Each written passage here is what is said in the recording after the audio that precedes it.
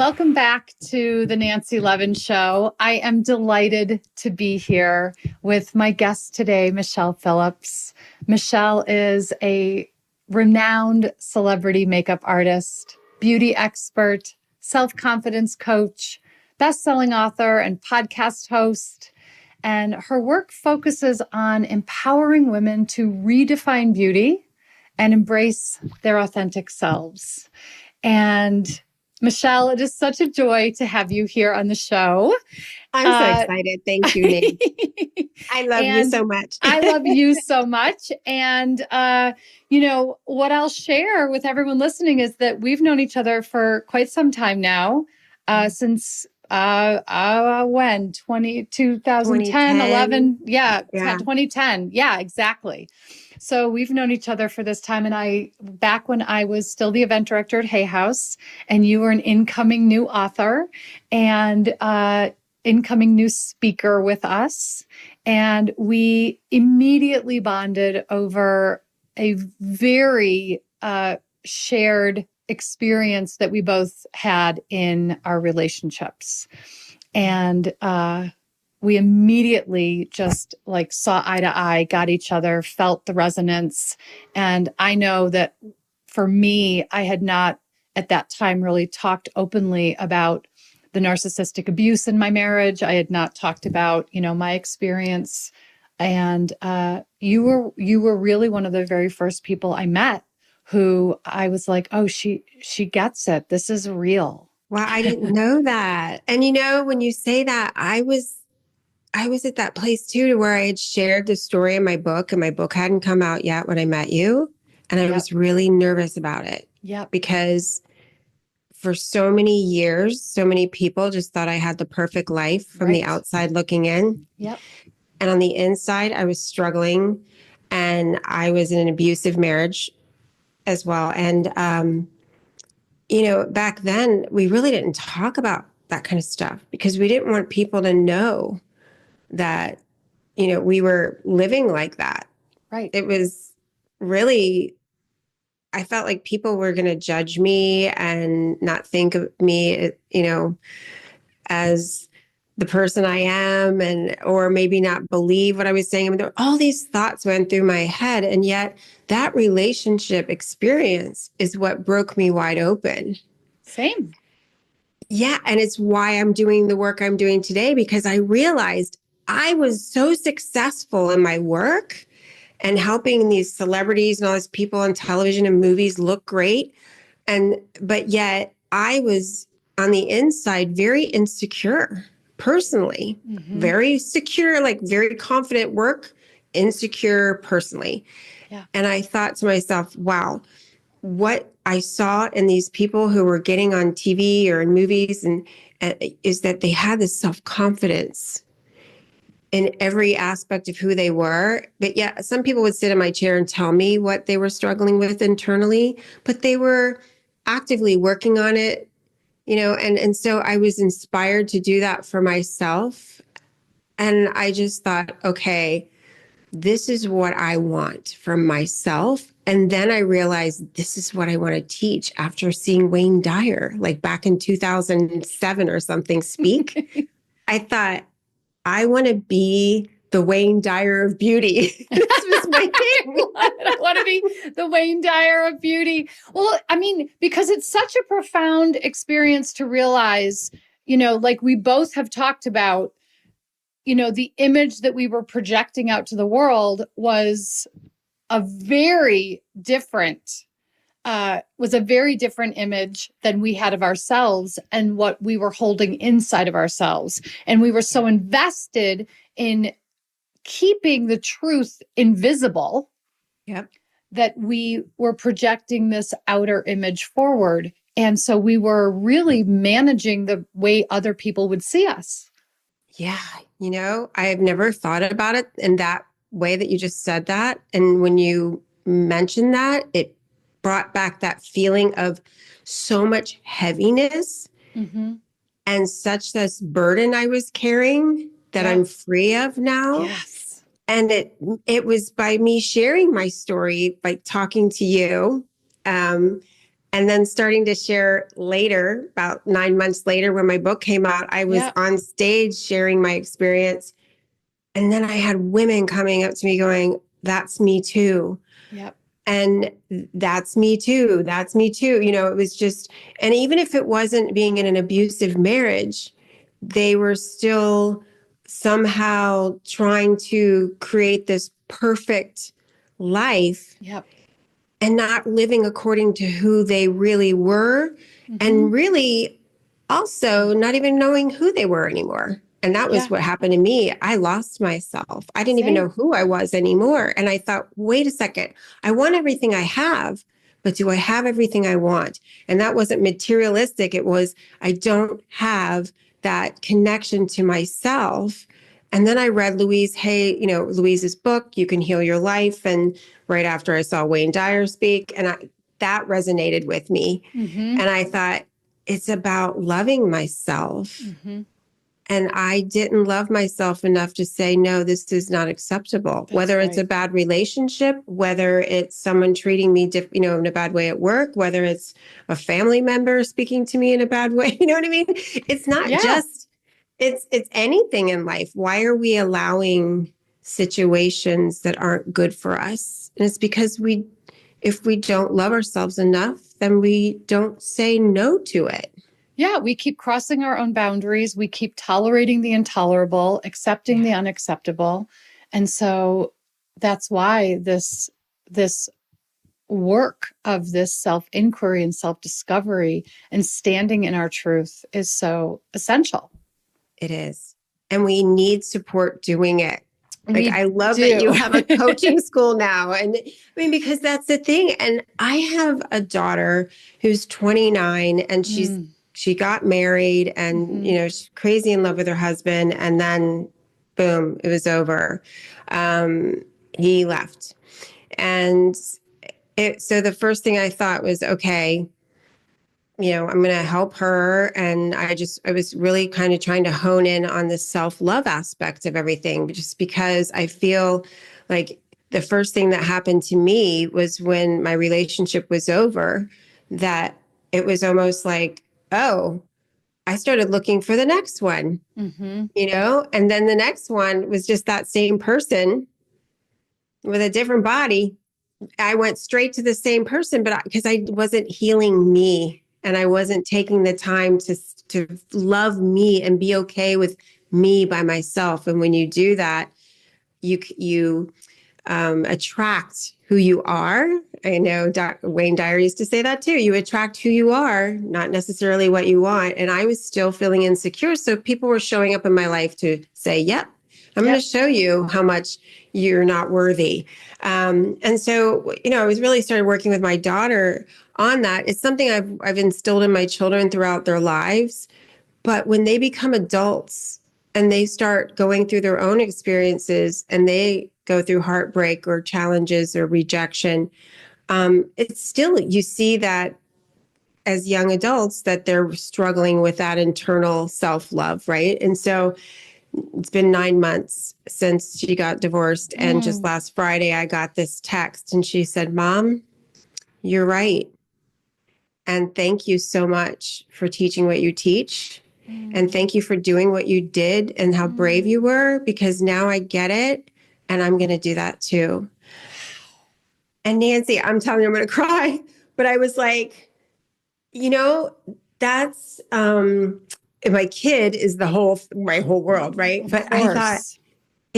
if more of us could just help each other see that it's okay not to be okay, and that the steps to take to self-love are not just wake up and think positive affirmations every day. There's a Yeah. whole process to it, and share those steps, and maybe one thing will shift in someone that'll help their life. Then Yep.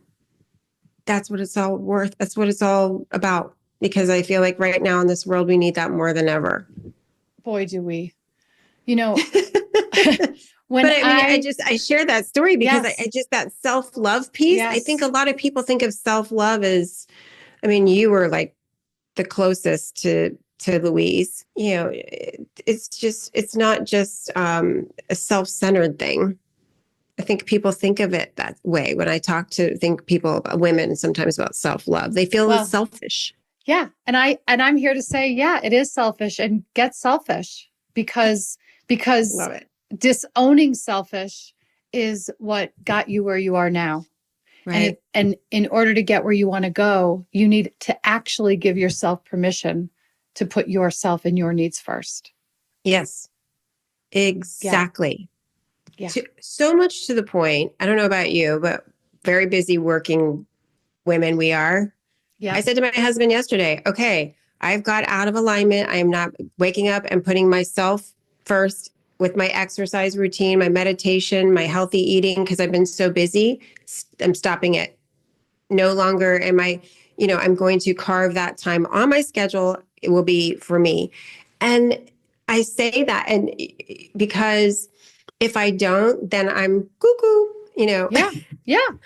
Yeah. It's things like this that we really are not paying attention to. And that to me is what contributes to beauty. I mean, women are saying to me all the time, how can I look younger? How can I, lose 10 pounds? Whatever their issue is, how can I get rid of these wrinkles? What should I do with my makeup? And I'm like, how much stress are you going through? There you go. How well are you sleeping? Are you exercising? Are you That's taking right. care of yourself? What's your wellness routine? What Yep. is your self-love routine? Because that is what's going to be the pathway to looking better and feeling better. Yeah. It is the inside out.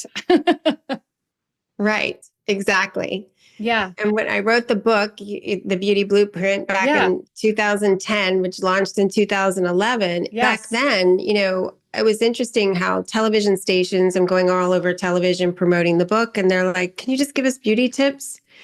And I'm sharing my inner beauty advice. Yep. And now people get it. Right. My book was kind of ahead of the It time. was ahead of its time. It Yeah. was ahead of its time. Yeah. And I know that I shared this when we recently recorded for your podcast. Yeah. I shared that I really remember you being on stage at the Javits Center and you coming out and you were makeup free and you were very simply, plainly dressed, and you just stood on stage in silence for a few moments.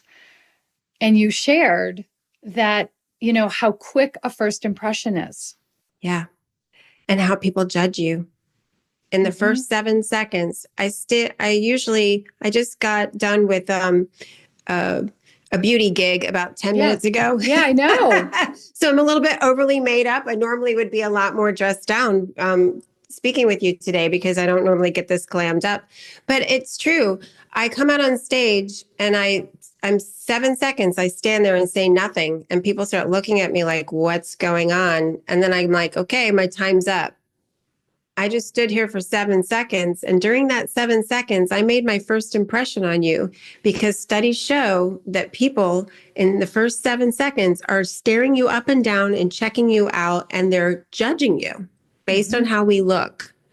But most people are not taking into consideration who we are. Right. It's more about what we look. And we've become this superficial society to where we're constantly comparing ourselves to others.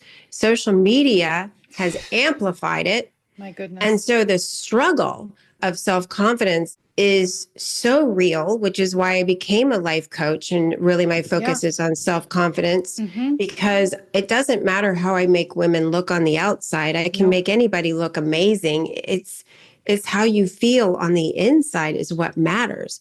And so many people I'm still giving beauty advice, especially for women as they're getting over 40 and 50 and up, because our bodies are changing. Our skin is changing. Of course. That's okay. There's nothing wrong with wanting to look better, but it's really about making sure that we're taking good care of ourselves and that we are focusing on what's right with us and not what's wrong with us, and stop getting into that comparison trap of comparing ourselves to everybody else we see out there on social media or your neighbor or whomever, because what you see on the outside, like we just talked about, you and Mm-hmm. I, what Yep. we were going through Yeah. is not really what's real.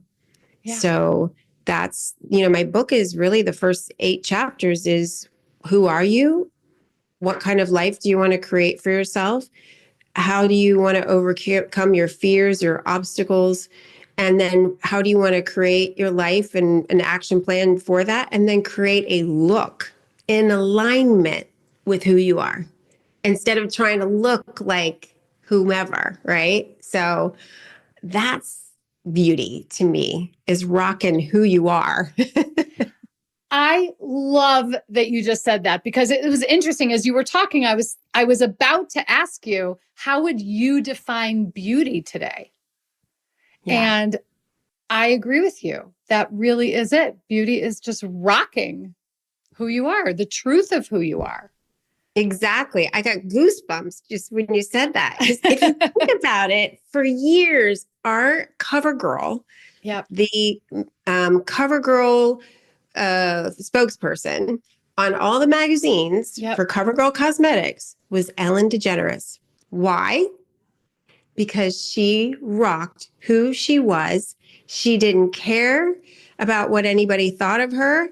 And she was happy and positive and giving back. And she loved life, loved herself. And because she came from a background where she was completely, shunned from Yes. Hollywood. Yes. And then she came back with a vengeance going, I don't care what people think of me. I'm just going to be me. And look at how she became one of the biggest, talk show hosts, icons in our country. And then she was covering, on the cover of every magazine representing CoverGirl Cosmetics.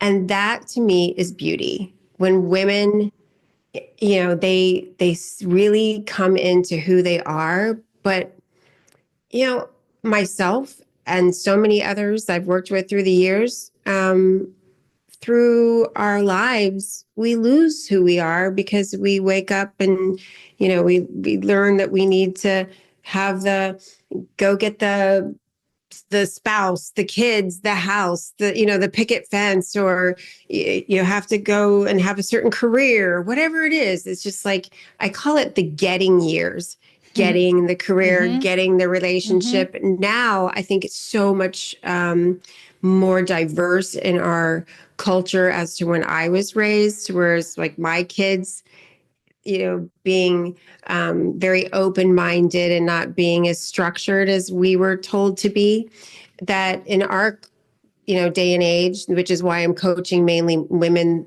a little bit older, over Yeah. 40, Yeah. it was not okay to say, I don't want to have kids, or that I'm gay, or I don't want to go to college, or whatever, just to say, I don't want to be the social norm. Yeah.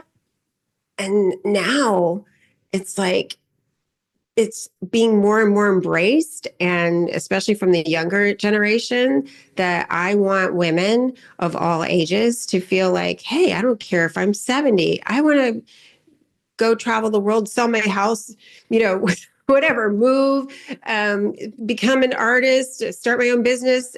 Just be who you are, follow your passions and your dreams. And it takes some work.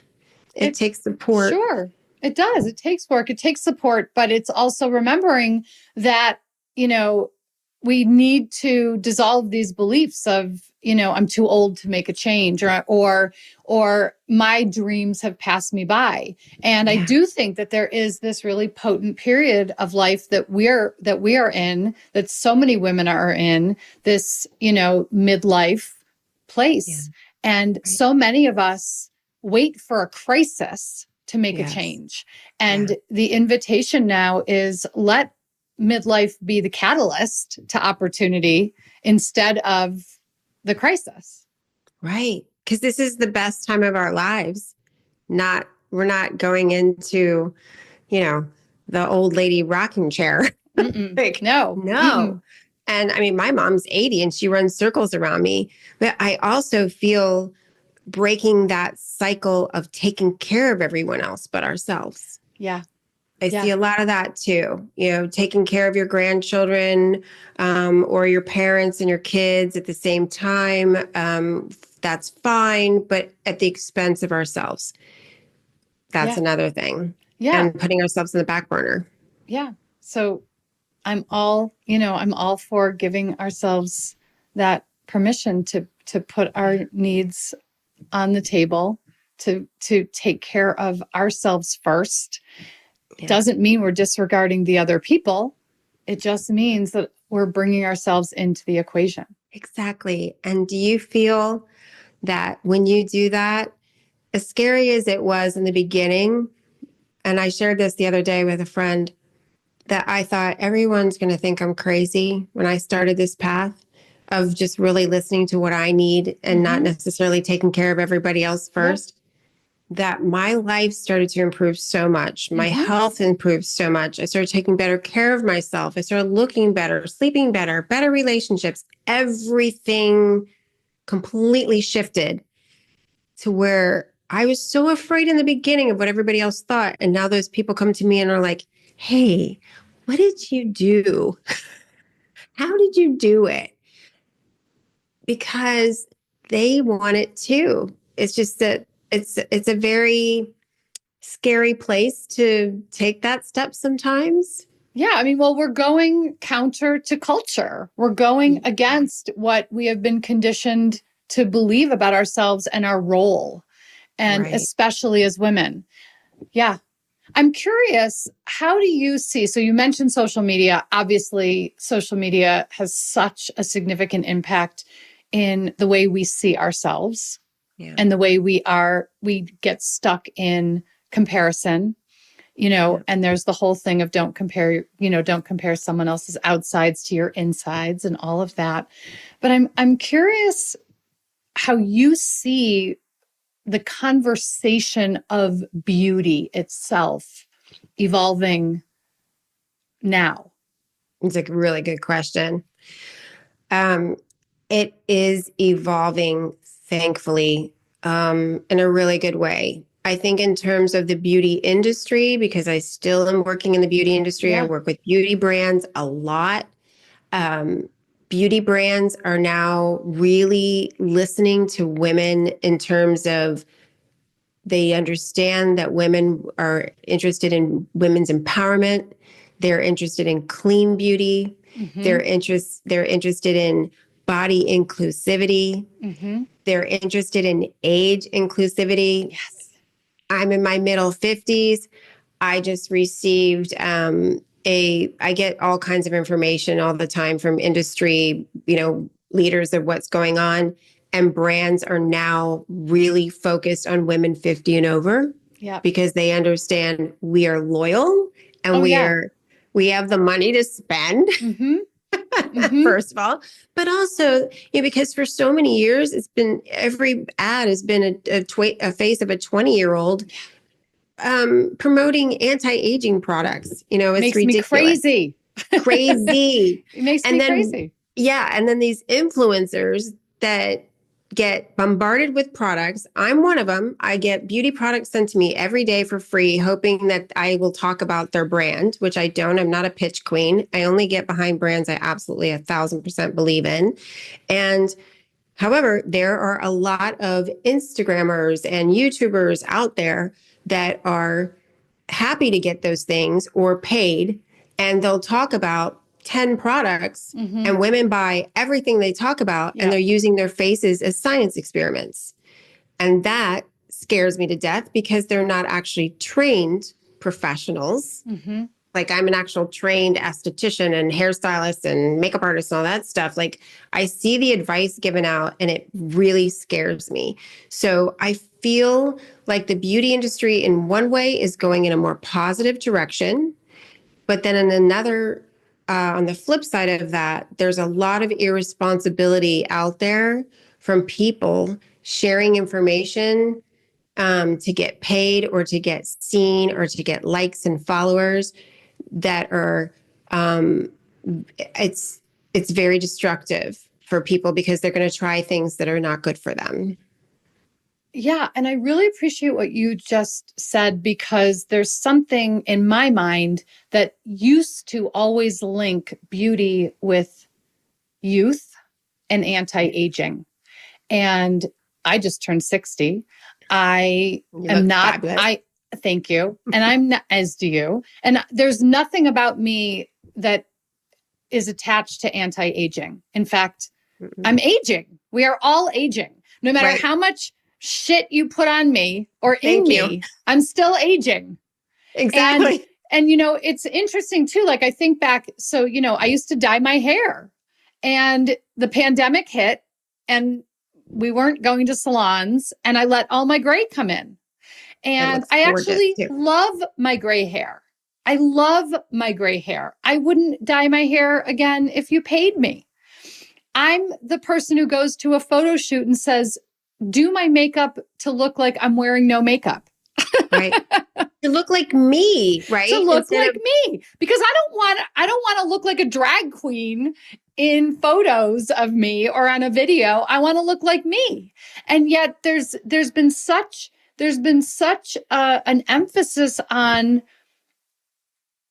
coming back to your definition of beauty a few minutes ago, but there's been such an emphasis on, no, beauty is something that you need to be trying to achieve or attain, instead of beauty being. being, exactly. Being yourself, being healthy, being vibrant, being, it's so true. When you sit in a well-lit studio or in a home with beautiful lighting and a camera and you do makeup and it looks perfect, that's not real life. And in fact, I don't do that kind of makeup on anybody Right. professionally. Right. When I'm professionally hired, I make people look beautiful just by enhancing their features. It should Yes. not be heavy makeup, thick. I see these lashes and these huge lips and these big injections and things like that too.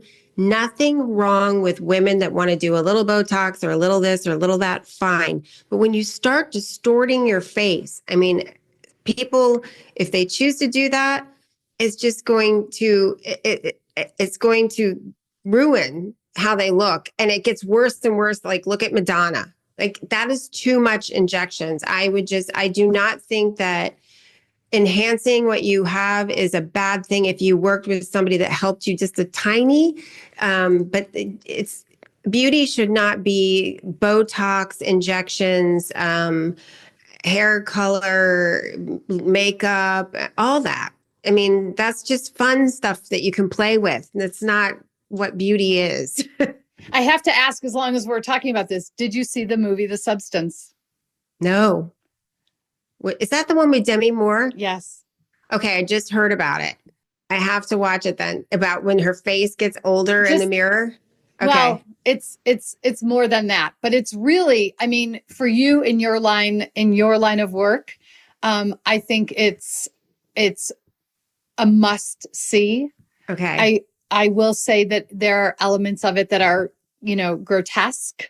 Right. But it's sort of so over the top that it's not scary. But Okay. but what is scary really is the commentary on youth, on beauty, Mm-hmm. on age, what is beautiful, what is not beautiful. And again, this pointing to youth, and then looking at the way in which we're so quick to dismiss ourselves Yeah. as we get older, or we're so quick to notice the ways in which we may feel that we are becoming invisible, and that Yes. it's such an opportunity to actually double down on the visibility, the power and the strength that comes in with perimenopause, menopause, postmenopause. Like, there is a potency, there is a power for Mm-hmm. women to really harness if we're willing. Absolutely. I feel at my age, I'm 58. I feel like I am the happiest I've ever been because I'm allowing myself to be me and not worry. I mean, of course, I want to take care of myself and look good, but I'm not focused and obsessed over it.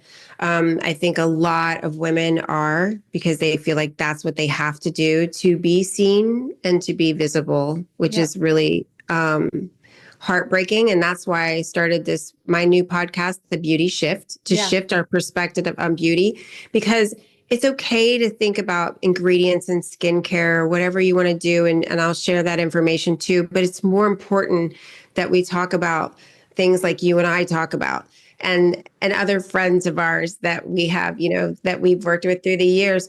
Because when I'm seeing people like Brooke Shields, I'm seeing people like Pamela Anderson and Valerie Bertinelli, women in their 40s and their 50s that are saying, I'm not going to wear any makeup. Yeah. I don't care if I'm a little overweight. My body's not perfect. My face isn't perfect. I've got wrinkles. I'm beautiful and I'm going to rock it as I am. And that's what we really want to shift. I want to shift our culture into that mindset as opposed to the opposite, because there's just way too much emphasis on all of that. The perfection deception. It's not real. There's no such thing. There's no such thing. No. And we're, like you said, we're going to age. So why make ourselves feel terrible about ourselves? Because we are. I know when I turned 60, my dad said, you don't look 60. I said, well, this is me at 60. This is exactly me at 60, Exactly. and I think so much of that is the internal cultivation for me. So it is the self-care. It is the self-love. It is the boundaries. It is knowing my non-negotiables. It is knowing what I'm no longer going to tolerate or accept. It is my clarity about my choices and my actions. All of that's happening inside of me is what is also contributing to the external. I feel really strongly about that. I totally agree. I mean, I feel, first of all, you look amazing. Your skin, your hair. I mean, from like, if you're going to sit in my chair and we're going to do your makeup for a TV segment or something. Right. And that's because internally you're taking care of yourself, which when we do that, when externally it shows up. I mean, our skin is the largest organ of our body. So whatever's going on internally does show up externally. So you'll see people with skin that doesn't look good, hair, everything. You'll see an unhealthy person. And you can't cover that up. And that comes from how you feel about yourself and how you take care of yourself. Yeah. And how you choose exactly what you just said, to be true to yourself and to live your life according to who you are, and not and draw serious boundaries.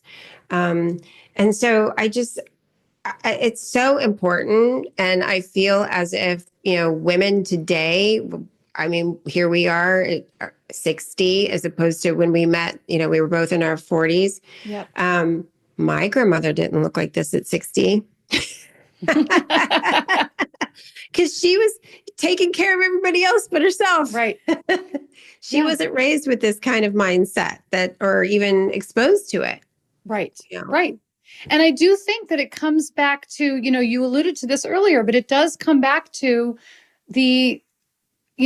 go back to basics, go back to the fundamentals.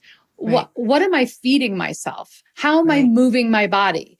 Am I sleeping enough? Exactly. What am I consuming in terms of content, news, all of those things, everything that I am immersing myself in is going to have an impact.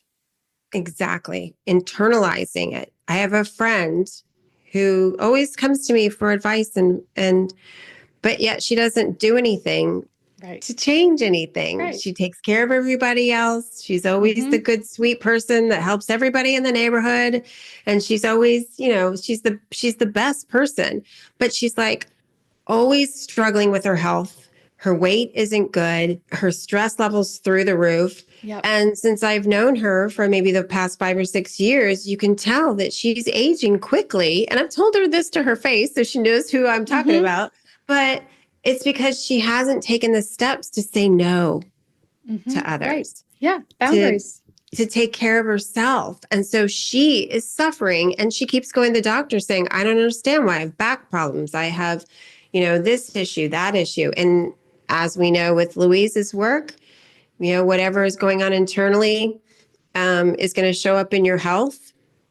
Yeah. And, and so it's really, that's why I feel like beauty and self-confidence is my mission. And it's really been very challenging at times to get people on board with this, because everyone has been so focused on the outer for so Yeah. long Yeah. that at least now we're seeing some shifts more towards the inner, because before it was just kind of a cliche. Oh yeah, inner beauty. Right. No, it's not just like inner beauty. It's called being healthy, mind, body, spirit. Yes.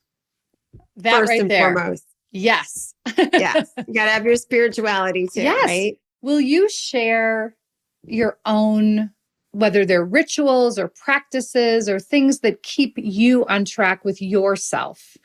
The things that you do either on a daily basis or however often you do them, the ways that you keep yourself aligned. Sure, I would love to. In fact, one of my non-negotiables is every morning when I wake up, I don't get out of bed for 30 minutes. I lay there and I thank God, the universe, whoever my higher power is, whoever, for my health, for my husband, my children. Like, I go down the list of everything I'm grateful for that day. I learned a lot of that from Louise, that when we focus on gratitude, whatever we focus on grows. And so it's really important to me to do that. And because otherwise you can just jump out of bed and go down this rabbit hole of, stress and work and whatever is going on, or whatever drama pops up that day. My drama could be my children that are in their 30s calling, which I don't give into, because I've grounded myself that day in gratitude. And I really feel like that helps me. That's my form of meditation. I also really am very mindful of what I eat. I'm not perfect. I like a little wine. I like to go out to dinners. But at home, I try to eat very healthy, clean foods. Try to at least have a couple cups of vegetables with every meal, including breakfast. I'll just make like a little frittata with like a veggies, and drink water. And then I do my bar 3 class every day, which is almost every day when I'm not like out in, TV segments or something, but which is my Pilates, yoga, strength training, and ends in a meditation. And then at night, I don't do this every night, but if I'm starting to feel a little stressed, I put in Louise Hay's night meditation. Me too. Yeah. Or I'll listen to Wayne Dyer, because those two people really shaped and molded my life. They completely changed my life. And I do not know how it happened that I went from reading both of their books and attending their workshops to all of a sudden I decided that I wanted to write a book, 5 years later. And I thought, oh, I'll attend this thing called Speak, Write, Promote, which was Hay House. Was starting with you, Cheryl Richardson, Wayne, not Reed. Wayne, Louise was there, and Reed. Tracy. I showed up, and on the third day, they picked somebody out of the audience to get up and share what you do and who you are. And I got picked, and I freaked out, and I was standing there in front of Louise Hay, like talking about who I am and what I do. And I got a book deal and a radio show, and my life changed. And I thought, how did that happen? How? And now I realize, and I share this story with everyone, and there's a longer version of it, because the first day I sat in that workshop, I sat down and Louise came and sat next to me. I sat in the front row the first 2 days. And then that night they said, okay, go home and write your little together, put together what you're going to say and share of who you are. And so I went back to the hotel and I was like, I wrote my little speech, and then I freaked out and I threw it away. And I thought, oh my God, what if I suck? in front of Louise Hay, like I will never do this. I'm never going to do this. So I threw it away. And the third day I sat in the back of the room and I still got picked. And so I freaked out when they picked me because I thought, oh my God, I threw my speech away. What am I going to say? And then I just spoke from my heart. And that's when I realized we all have a path. And for some of us, it's not a big path of being in front of people or whatever. For anybody, it could be, just maybe raising your kids or just being a good neighbor, whatever it is. But for me, I felt like I'm here for a reason.